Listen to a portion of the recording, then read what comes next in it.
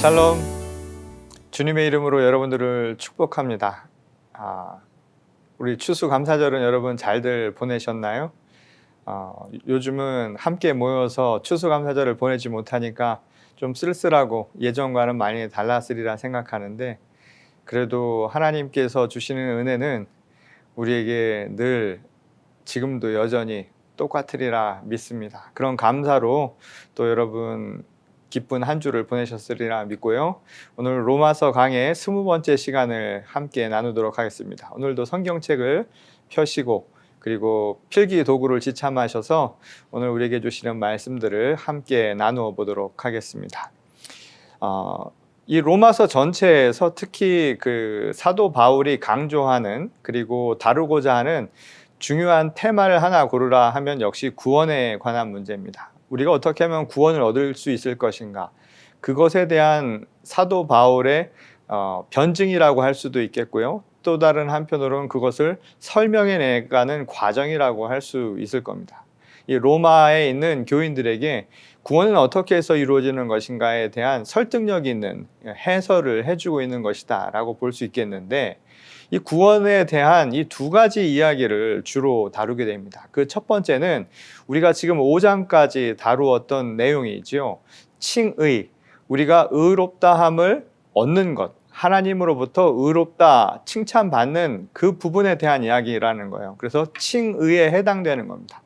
근데 오늘 6장부터는 그 부분에서 한 걸음 더 나아가가지고 우리에게 깨끗해지는 것에 대한 이야기를 합니다. 그러니까 구원을 표현하는 두 가지 다른 말이라고 하면 되겠죠. 하나는 의롭다 여김 받는 것이고, 또 다른 하나는 깨끗해지는 겁니다. 말하자면 성결 또는 우리가 성화라고 이야기하는 부분인데, 오늘은 그 성화에 대한, 성결에 대한 이야기가 6장부터 조금씩 설명이 나오기 시작을 합니다.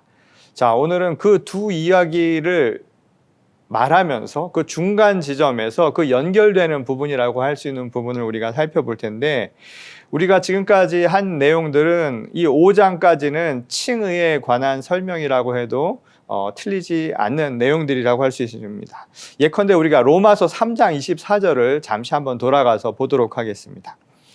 그리스도 예수 안에 있는 속량으로 말미암아 하나님의 은혜로 값없이 의롭다 하심을 얻은 자 되었느니라.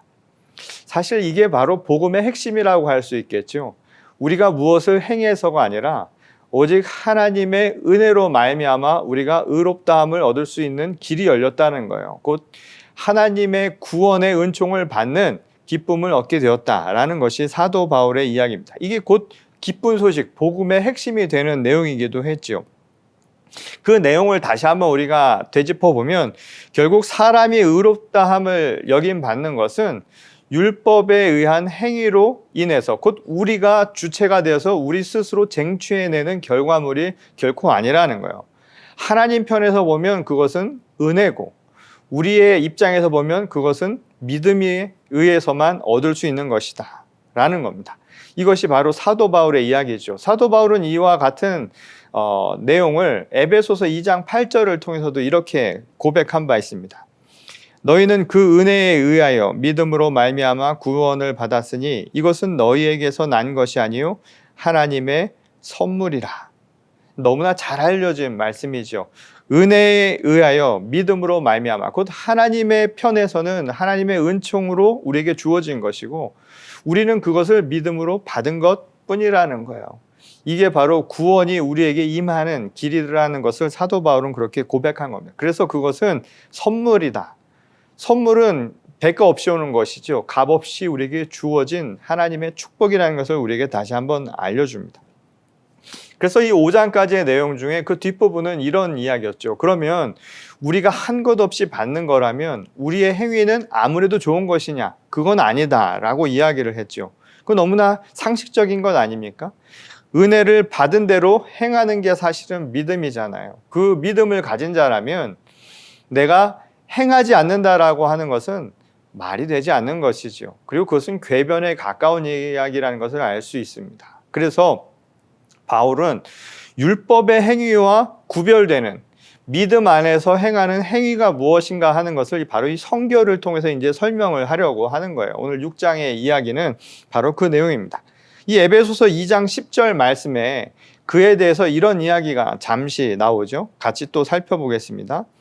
우리는 그가 만드신 바라 그리스도 예수 안에서 선한 일을 위하여 지으심을 받은 자니 이 일은 하나님이 전에 예비하사 우리로 그 가운데서 행하게 하려 하심이니라. 자, 그 바로 전인 8절에서 우리가 은혜에 의하여 믿음으로 말미암아 구원을 얻었다, 의롭다 함을 여김 받았다라고 이야기했잖아요.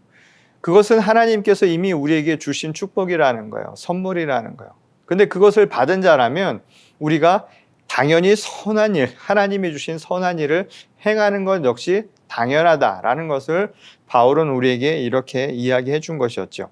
자, 오늘은 지금까지 이야기한 이 5장까지의 내용들을 우리가 다시 한번 리마인드 하면서요, 이제 결국 어떻게 은혜를 받은 자로 살아야 되는가, 성결에 대한 이야기가 어떤 방식으로 시작되는가를 우리가 한번 살펴보도록 하겠습니다. 오늘 6장 1절부터 5절까지의 말씀을 함께 읽어보겠습니다.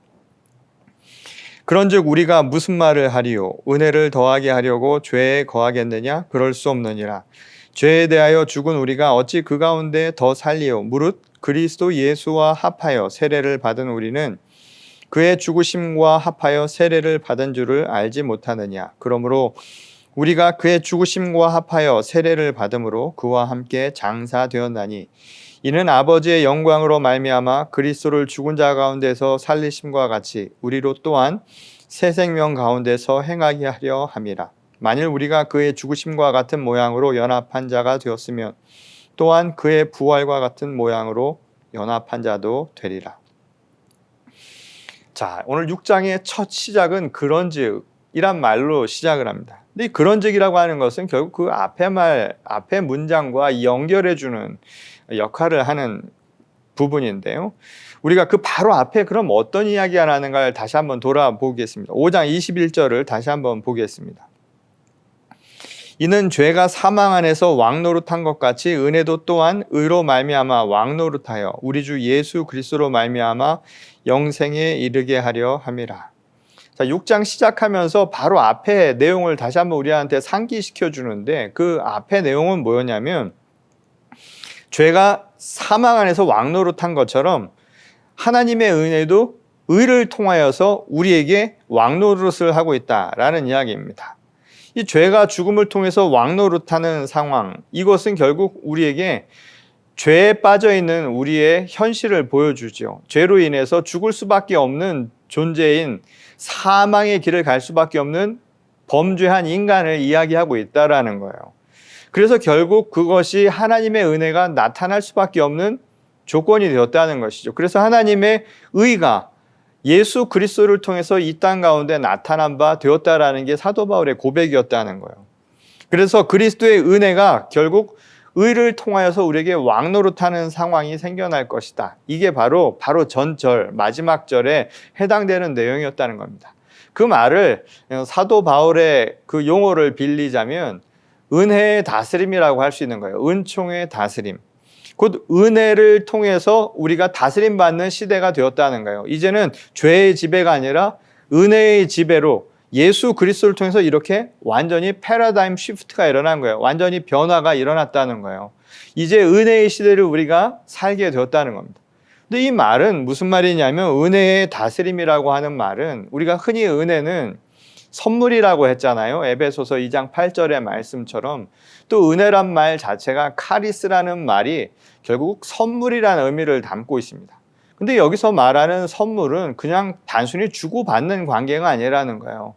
뭐 하나님이 주셨으니까 우리가 받는다 뭐 이런 관계가 아니죠. 근데 부모와 자식 간의 관계도 주고받는 관계로 우리가 생각하지 않잖아요. 그렇죠? 실제로는 주고받는 것이라고 할지라도 표현은 그렇다 할지라도 중요한 것은 우리가 그것을 그냥 단순히 받고 주고 하는 그런 시장에서 교환과 같은 모습이 아니라 사실은 그 안에 살아가고 있는 모습이 중요하다는 거예요. 자식으로서 아버지의 어머니의 사랑을 받으면 그냥 받은 걸로 그치는 것이 아니라 그래서 주는 게 아니라 그 사랑 가운데 사는 게 중요한 것이죠. 그렇죠? 하나님의 은혜도 마찬가지라는 거예요. 은혜의 다스림 속에서 살아간다는 것은 받았으니까 그냥 받고 주고 이런 주고받는 보상 관계가 아니라 하나님의 은혜 가운데 살아가는 거예요. 은혜 아래 사는 게 중요하다는 거예요. 사도 바울은 그런 의도로 쓴 겁니다. 그래서 지금 이야기한 게 은혜 아래 살아가는데 어떻게 죄 안에 거할 수 있겠느냐는 거예요. 말이 안 되는 거잖아요. 지금 은혜 아래 지금 우리가 살아가는 거예요. 근데 어떻게 죄 안에 거하겠느냐? 이거는 말이 되지 않는다라는 겁니다. 그래서 사도 바울은 죄 가운데 죽은 자가 어찌 죄 가운데 살 수 있겠는가? 그럴 수 없다라고 지금 이야기를 한 거예요. 참 재밌는 표현이죠. 이 죄 가운데 죽었다. 이 말은 우리가 지난 19강에서 이런 이야기 했죠. 생명에 대한 이야기. 생명이라고 하는 한자어는 명을 살리는 거예요. 명에 따라 사는 거예요. 명은 뭘까요? 하나님의 말씀에 따라 사는 것. 그게 생명의 길이라고 했죠. 그럼 하나님의 말씀에 벗어난 건 뭘까요? 명을 벗어난 건 죽음밖에 없죠. 그렇죠? 그러니까 명 바깥에 있다라는 거예요. 근데 지금 여기서는 거꾸로 이야기를 합니다. 죄 바깥에 있는 것. 그게 죄에서 죽은 자죠. 그 말은 결국 뭘까요? 생명 바깥에 있는 것은 죽음인 것처럼 결국 죄 바깥에 있는 사람에게 주어진 것은 거꾸로 생명이라는 것을 알 수 있죠. 그게 바로 믿음의 사람의 특징이라는 거예요. 자, 갈라디아서 2장 20절에 보면 그 말씀을 잘 이해할 수 있는 구절이 나옵니다. 내가 그리스도와 함께 십자가에 못 박혔나니 그런즉 이제는 내가 사는 것이 아니요 오직 내 안에 그리스도께서 사시는 것이라. 이제 내가 육체 가운데 사는 것은 나를 사랑하사 나를 위하여 자기 자신을 버리신 하나님의 아들을 믿는 믿음 안에서 사는 것이라. 자, 믿음의 사람은 어떤 사람이냐면 죄로부터 벗어나서 사는 사람이에요. 그래서 나는 죽고, 그래서 내 육신을 갖고 있더라도 나는 죽고, 죄된 나는 죽고 그리스도의 은혜 가운데 사는 모습이라는 거예요. 이게 믿음의 사람이라는 거예요. 이런 죄 가운데 죽은 자는 결국 죄 가운데 살 수가 없는 결과가 그래서 나타날 수밖에 없다는 것이죠. 그러니까 결국 이 말을 다시 말하면 죄에 대해서 죽었다라는 것은 죄가 더 이상 그를 다스리지 않는다는 거예요. 죄 아래 살아가지 않는다. 은혜 아래 살아가는 사람은 바로 그런 모습이라는 거예요. 근데 사도 바울은 그 이야기를 하나 더 설명을 하죠. 그럼 은혜 안에 살아가는 사람을 어떻게 표현을 했냐면 세례를 통해서 죄에서 죽은 사람이라고 그렇게 표현을 했습니다. 자, 고린도전서 10장 1절에서부터 2절 말씀 우리가 잠깐 한번 볼까요? 형제들아 나는 너희가 알지 못하기를 원하지 아니하노니 우리 조상들이 다 구름 아래에 있고 바다 가운데로 지나며 모세에게 속하여 다 구름과 바다에서 세례를 받고. 오늘은 말씀을 참 많이 읽죠. 여러분 성경 구절을 이렇게 하나하나 한번 찾아보시면서 그 말씀의 의미를 한번 음미해 보세요. 지금 이 짧은 시간에 제가 다 설명을 할 수가 없으니까 제가 급하게 그리고 간단 명료하게만 지금 설명을 드리고 있습니다. 하지만 여러분들은 가정에서 이 말씀을 천천히 읽으시면서 음미를 한번 해보세요. 지금 읽었던 이 고린도전서 10장의 말씀은 이 출애굽의 상황에서의 한 사건을 통해서 세례를 이야기하고 있다는 것을 보게 됩니다. 지금 이 이야기는 뭐냐면 구름 아래 있고 바다 가운데로 지나간다는 것은 출애굽하면서 홍해 바다를 건널 때의 상황을 우리에게 연상을 시켜주죠. 그런데 바울은 이걸 어떻게 설명을 하고 있냐면 이집트에서 이스라엘 백성들이 모세를 통하여 하나님께서 구출해 내실 때 그 홍해를 건너는 과정이 세례와 같다라고 표현을 했다는 거예요. 자, 세례라고 하는 것은 우리가 예전에는 물 침례를 받을 때를 한번 생각해 보세요. 물에 사람이 들어가면 어떻게 될까요? 사람이 아가미가 없는 이상 결국 죽죠. 육신은. 그리고 다시 그리스도를 통해서 다시 살아나는 과정이에요. 이게 상징적인 의식이죠. 물 세례라고 하는 게. 그래서 죽고 그리스도의 성령으로 말미암아 다시 살아나는 게 바로 세례라는 거예요. 그런데 홍해 사건도 비슷한 거예요.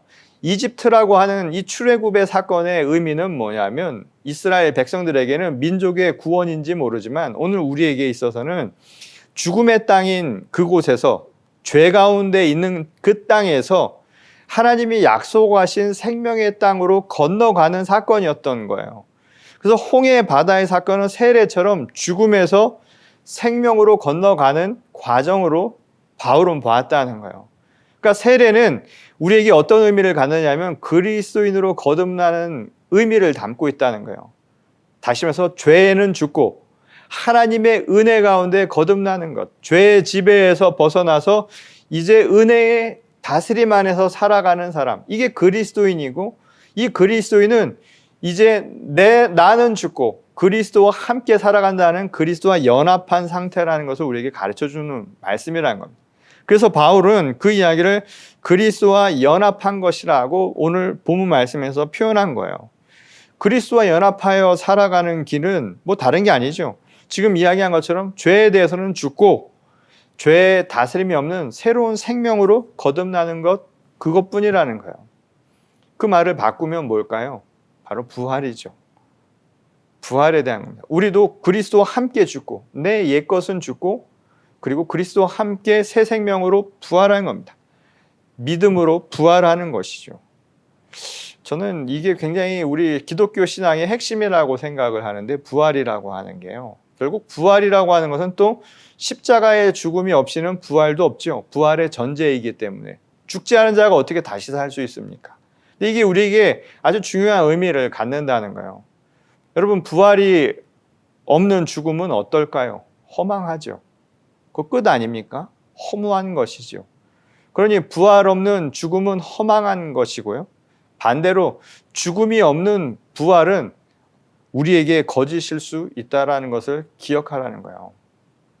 우리가 내가 죽지 아니하고는 그리스도의 사람으로 거듭날 수가 없습니다.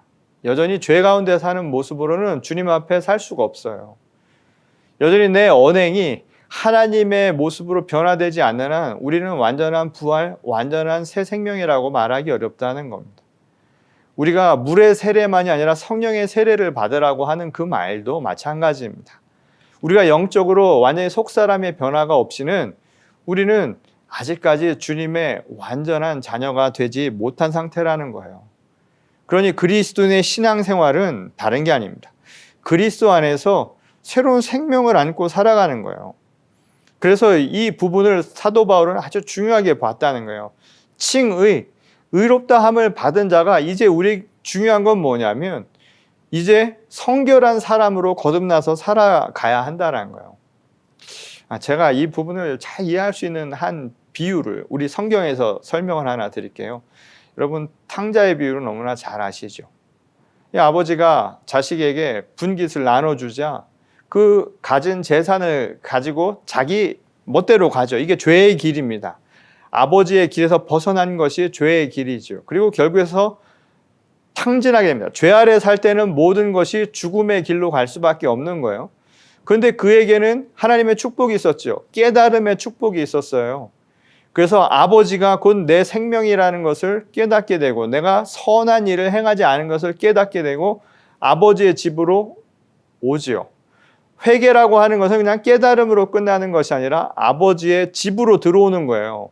그래서 아버지의 집으로 들어와서 아버지의 집에서 아버지가 베푸는 축제, 잔치를 벌이잖아요. 이게 천국잔치와 비슷한 것 아닙니까? 이게 바로 칭의예요. 의롭다함을 여김받는다는 건 바로 아버지의 집으로 돌아오는 것까지가 칭의, 의롭다 여김을 받는 부분입니다. 지금까지 이야기한 바울이 이 5장까지 이야기한 부분은 바로 이 이야기를 한 거예요. 집으로 돌아와서 아버지로부터 내 아들아 잘 왔다라고 칭찬받고 했던 그 칭의에 대한 이야기를 했다는 거예요. 그럼 이것으로 끝이냐? 여기까지는 다 아버지가 다 받아주신 거잖아요. 값없는 은혜잖아요. 아버지의 사랑이잖아요. 근데 이제 중요한 게 남았다는 거예요. 바울은 그 다음이 뭐냐면 이제 돌아온 아들이 진짜 아들처럼 사는 거라는 거예요. 이제 아버지의 아들이 되어서 살아가는 것. 이게 바로 성결, 깨끗해지는 것, 성화의 단계를 우리에게 이야기해 주는 겁니다. 자, 오늘 우리는 하나님의 은혜를 받은 사람들입니다. 그리고 그것을 위해서 우리는 부활의 생명을 지금도 경험하고 있지요. 날마다 주 안에서 변화되는 삶을 우리가 살아가게 될 줄 믿습니다. 그것이 가능하려면 오늘 날마다 내가 내 몸을 씻어내듯이 내 영도 깨끗이 씻어내야 된다는 거예요. 성결한 삶을 살아가는 겁니다. 오늘도 주님의 말씀 안에서 성화되는 삶을, 거룩한 삶을 살아가기 위해서 말씀 안에 자신을 가꾸고 자신의 언행을 되살피면서 속사람이 변화되는 주의 거룩한 성도와 또한 우리 교회가 될 수 있기를 주님의 이름으로 간절히 축원합니다. 우리 다 함께 기도하시겠습니다. 주님 감사합니다. 오늘도 저희와 함께 하시며 말씀의 은총을 부어주시니 감사를 드립니다. 저희에게 칭의의 놀라운 하나님의 은총을 베풀어 주셨사오니 저희도 이제 믿음을 통하여서 거듭나 하나님의 성도로서의 삶을 살아갈 수 있도록 날마다 자신을 되돌아보며 깨끗한 주의 자녀가 될 수 있도록 은혜 베풀어 주시옵소서. 오늘도 주의 말씀 가운데 변화되는 하루하루를 살기를 소원하오며 살아계신 우리 주 예수 그리스도의 이름으로 간절히 기도드렸습니다. 아멘. 자, 우리 다음 주에도 또 은혜로운 말씀을 가지고 다시 만나 뵙도록 하겠습니다. 이번 한 주도 주 안에서 성결하고 성화된 삶을 한 걸음 한 걸음씩 살아가시는 여러분 모두가 되시기를 바랍니다.